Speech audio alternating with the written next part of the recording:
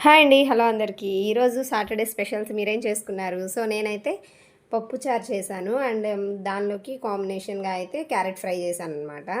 So, maximum Saturday వస్తే చాలామంది వెజ్జే చేసుకుంటారు కదా! నాన్ వెజ్ తినేవాళ్ళు చాలా తక్కువ మందుంటారు. సో, నేనొక్కదాన్నే తినననమాట. మా ఇంట్లో అందరూ తింటారు. అండ్ మాక్సిమం సాంబార్ గానీ, పప్పుచారు గానీ ఉంటుందనమాట సాటర్డే వస్తే. సో, క్యారెట్‌లోకి నేనైతే ఎప్పుడు క్యారెట్ ఫ్రై చేసినా గానీ, క్యారెట్‌ని ముక్కలు కట్ చేసి కుక్కర్‌లో ఉడకబెట్టేసి ఇట్లా చేసేస్తాననమాట. అండ్ దానిలోకి పౌడర్‌లో అయితే వెల్లుల్లి, శనగపప్పు, కారం అండ్ అలాగే కొంచెం జీలకర్ర, ఉప్పు వేసేసి నేను మిక్సీ వేసేసి ఆ పౌడర్ ఏస్తాను. నంచుకోవడానికైతే చాలా బావుంటుంది. సూపర్ అని చెప్పొచ్చు. సైడ్ డిష్‌గా అయితే ఎక్సలెంట్‌గా ఉంటుంది. అండ్ కలుపుకోవడానికి కూడా ఉంటుంది. మనం పౌడరే వేసాం గదా!